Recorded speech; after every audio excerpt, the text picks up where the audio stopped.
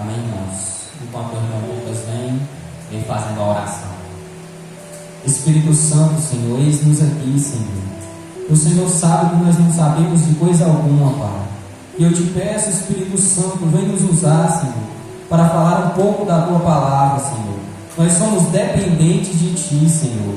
Ó Espírito Santo, Senhor, usa-nos, Pai, para a Tua honra e para a Tua glória, Senhor. Nós não somos dignos de nada, Senhor. Somos dependentes de Ti, nós te pedimos, Pai. Usa-nos nessa noite, em nome do Senhor Jesus. Cumprimento os irmãos com a paz do Senhor. Quantos estão sentindo a presença de Deus?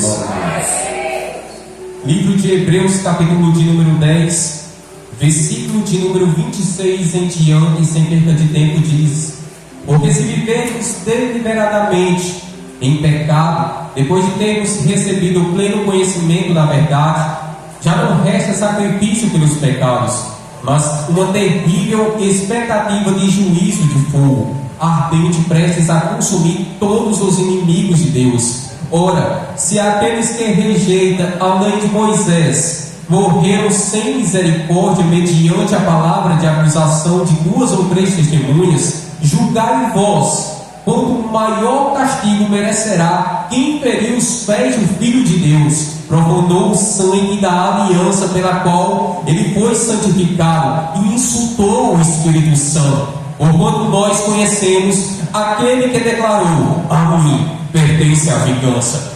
E em outro trecho: o Senhor exercerá juízo sobre seu povo.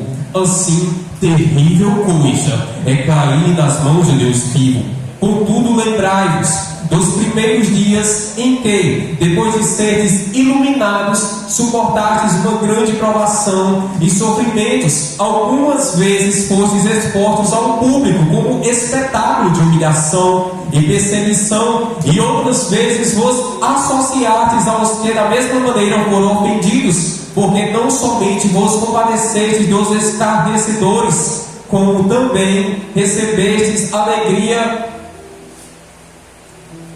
por visto dos vossos próprios bens, pois estáveis convictos e possuídes bens muito superiores e que duram para sempre. Portanto, não abandoneis a vossa confiança, pois nela há grandioso galardão. Em verdade vos afirmo que necessitais da perseverança, a fim de que, havendo cumprido a vontade de Deus, alcanceis plenamente o que Ele prometeu. Pois dentro de um pouco tempo, aquele que vem virá e não tardará. Mas o justo viverá pela fé. Contudo, se retroceder minha alma, não se agradará dele. Nós, entretanto, não somos os que regridem para a perdição, mas os que creem e salvos seguem avante. Quantos podem dar amém por essa palavra? Irmãos, aqui o escritor de Hebreus, agora para vocês compreenderem um pouco mais devagar, porque a leitura foi rápida.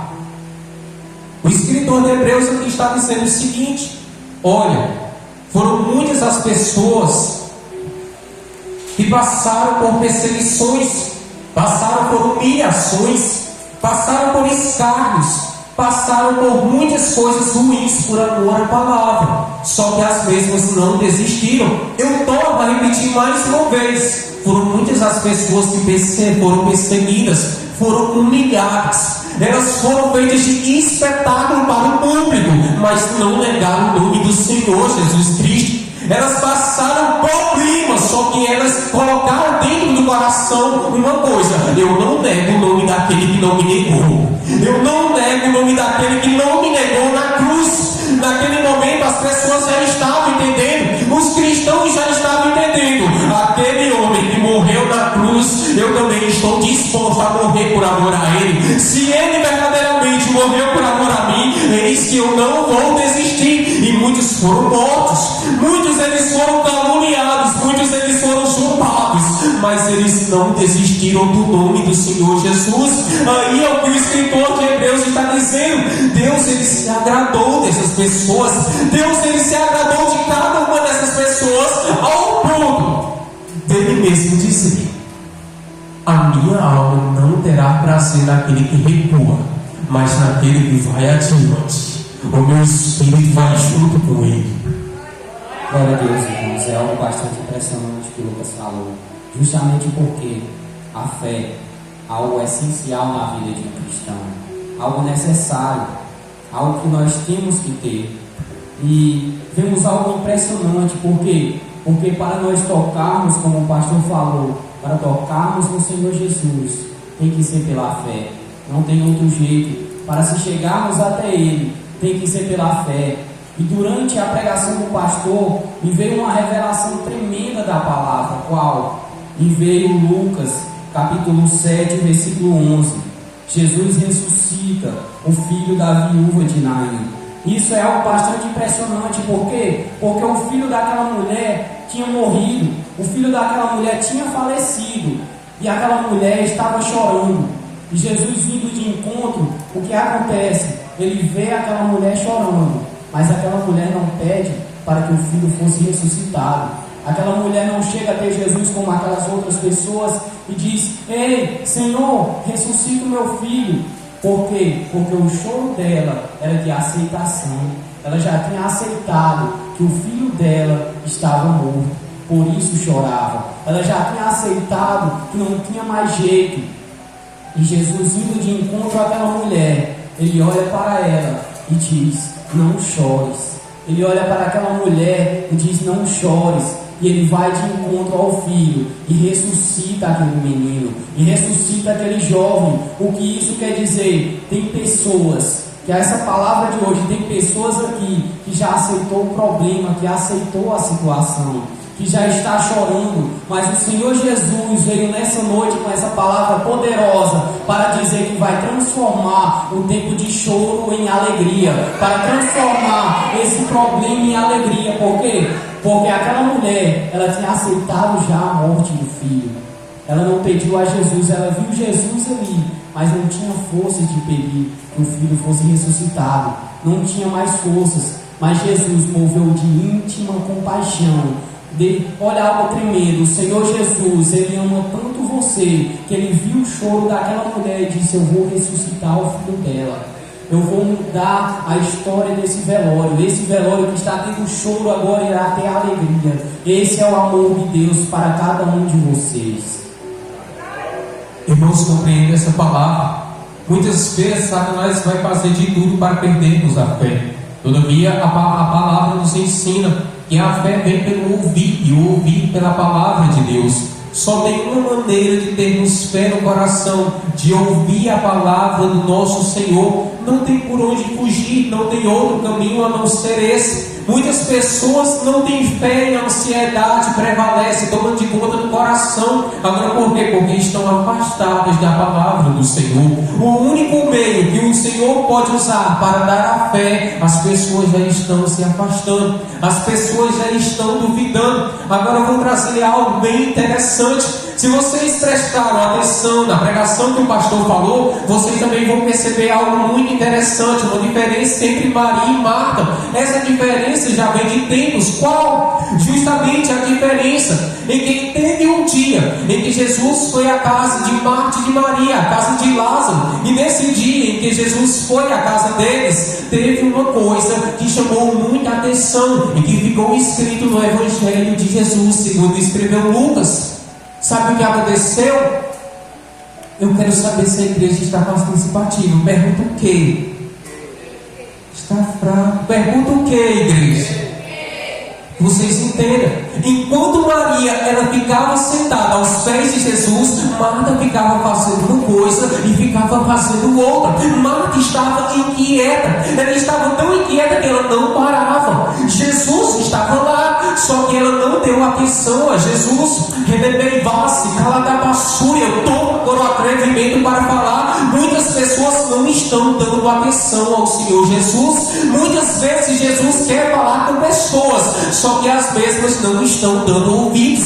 São tantos afazeres, colocando tantos obstáculos, que não estão dando a palavra do Senhor, não estão dando atenção à palavra do Senhor. Aí está a diferença. Agora, sabe o que acontece? Maria fica incomodada, aliás, Marta fica incomodada quando vê Maria naquela situação. Ela olha para Jesus e diz: Senhor, mestre, não te importa se a minha irmã fique aí sentada enquanto eu tenho os meus afazeres? Jesus olhou e disse: Marta, Marta, andas muito inquieta, mas nenhuma dessas coisas é necessária. Maria escolheu a boa coisa, ouvir a palavra do Senhor. Eu toco a repetir, eu gostei disso. Jesus olha e diz: Maria escolheu a boa coisa, ela ouviu a palavra do Senhor. Sabe o que acontece depois de um tempo? O irmão agora fica doente. A cena, o pastor já disse. Agora vamos justamente aonde eu quero chegar. Marta chega, ela ouve que Jesus chegou. Sabe o que ela vai fazer? Ela corre e Maria fica sentada no mesmo lugar da outra vez que Jesus falou. Quando Marta então chega, ela diz: Senhor, se tivesses aqui, o meu irmão não teria morrido. Jesus olha e diz: Ele há de ressuscitar. Eu sei que Ele há de ressuscitar na ressurreição do último dia. Jesus olha e diz: Eu sou essa ressurreição do último dia. Só que tem uma diferença. A diferença é a seguinte: Ele manda chamar Maria. Maria agora vem correndo também, só que ela faz algo diferente. Ela vem e se ajoelha. Eu volto a repetir: ela aprendeu os ensinamentos lá de trás em relação à humilhação diante do Senhor, mas também e diz o problema. Maria já vem de modo diferente. Ela coloca os joelhos no chão e começa a dizer: Ah, Senhor, se tivesses aqui, o meu irmão não teria morrido. A Bíblia diz que Jesus, ele chorou. A Bíblia diz no verso 35: e Jesus chorou. Aquela situação chama a atenção de Jesus. Está na hora de se humilhar ao Senhor. É bom levar problema ao Senhor, né? Mas está na hora de se humilhar. Está na hora de saber levar o problema ao Senhor. Se humilhando, colocando os joelhos no chão, para dizer: Senhor, eu tenho meus problemas e entrego nas tuas mãos. Aleluia, bendito és o nome do Senhor. Irmãos, as pessoas nos dias de hoje deixaram de acreditar nos milagres de Jesus.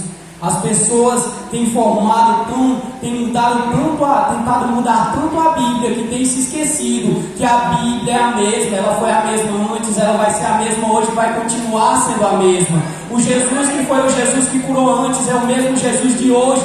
Mas o que mudou? O que mudou foi as pessoas. As pessoas se afastaram de Deus. As pessoas deixaram de acreditar na palavra de Deus. As pessoas deixaram de reverenciar o essencial, a palavra.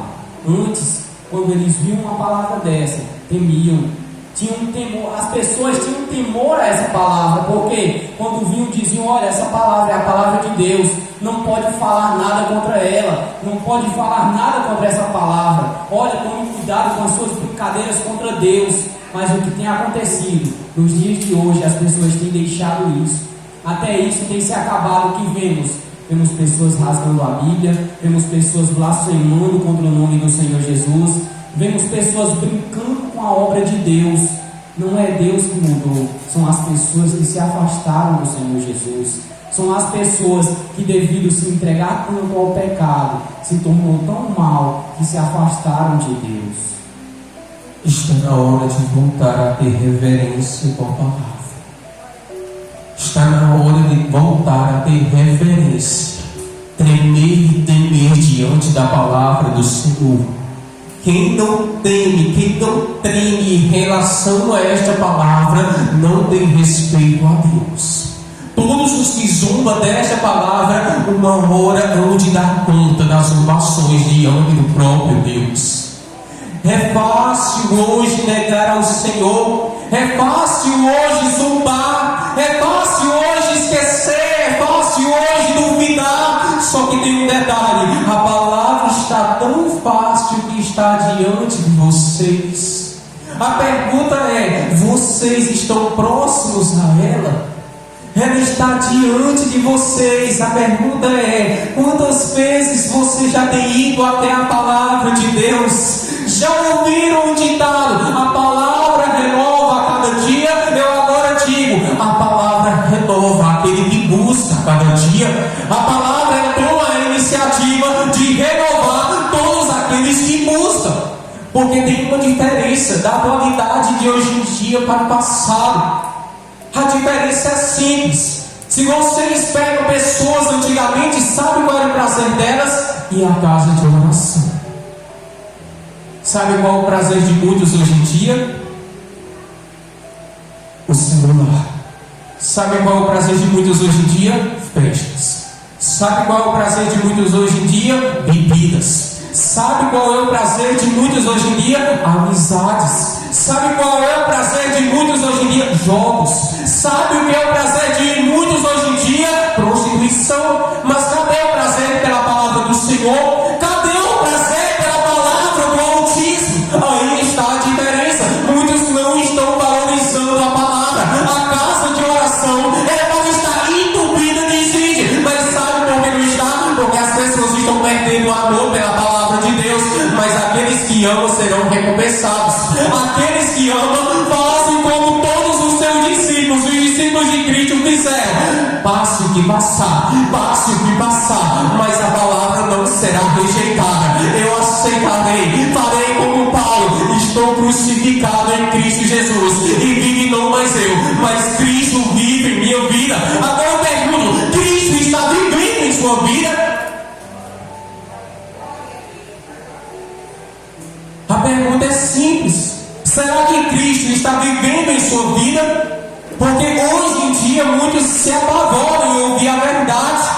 O próprio Paulo, tomado pelo Espírito Santo, ele deixou claro uma coisa: a verdade iria fazer com que muitos tivessem coceiras no ouvido. Sabe por quê? Porque muitos querem ouvir o que deseja o seu coração. Só que aqui dentro tem uma coisa especial: só ouve o que Deus manda. Só ouve o que Deus manda falar. Aí está a diferença. Muitos estão se afastando, eu posso repetir, muitos estão se afastando da palavra. Mas quem valorizar essa palavra, obedecer ao que nela está escrito, vai de ter um encontro com o Senhor dela. Aqui não vai ser um encontro, é lá em cima. É lá em cima. E não tem demônio no império que possa impedir isso de acontecer. Obedecendo tua palavra, quem há de ser contra você? Se você está sendo a favor do Senhor, eis a diferença. Daqui você não vai sair sem fé. Esta noite você vai sair como você quiser. Mas uma coisa é certa: daqui não sai sem fé. Porque a oportunidade